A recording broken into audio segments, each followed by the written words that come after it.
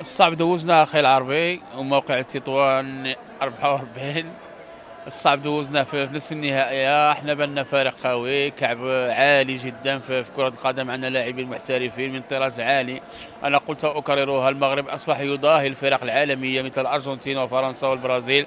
الفرق الافريقية كتبقى الدرجة الثانية، احنا فريق قوي ان شاء الله، اللقب محسوم.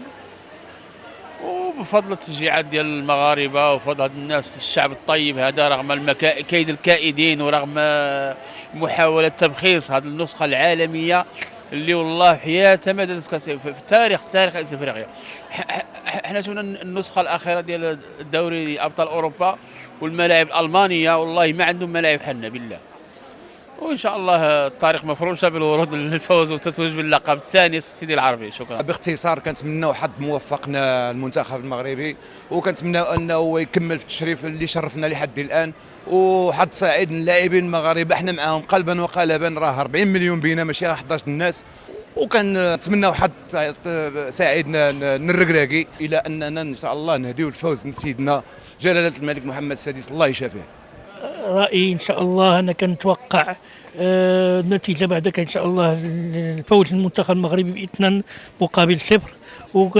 لأن كنظن أننا حنا دابا واجدين، وكنشكروا المدرب الركراكي ولا اللاعب على الشيء اللي قدموه لنا طيلة البطولة. أنا كنظن الآن بالجمهور اللي غيكون وبالتشجيعات ديال اللاعب رقم 12 اللي كنسميو، لأن كنلاحظوا أن غيكون الملعب مملوء على آخره، وكذلك بالحضور ديال ولي العهد اللي حضر مقابلات، ولا غدا يكون حضور ديالو رسمي. ونتمنوا هذا الفوز هذا ملي غنفوز ان شاء الله نهديوه لسيدنا، ونتمنوا له الشفاء من هذا المنبر هذا، لان غدا ان شاء الله غيكون عيد اخر، فهمتي، عيد في المغرب، وان شاء الله نتمنوا التوفيق والفوز. وشكرا لكم. مربوحه ان شاء الله اول حاجه، فهمتي، ان شاء الله 2-0 ولا 3-1 على الاقل ان شاء الله. ان شاء الله غدا ان شاء الله سنكون في الموعد. غدا بعد 50 سنه من الانتظار، دازوا اجيال على هذا المنتخب هذا. غدا ان شاء الله جاء وقت الحسم. غدا ان شاء الله الكاس غادي تبقى هنا في المغرب ومربوحه وديما مغرب.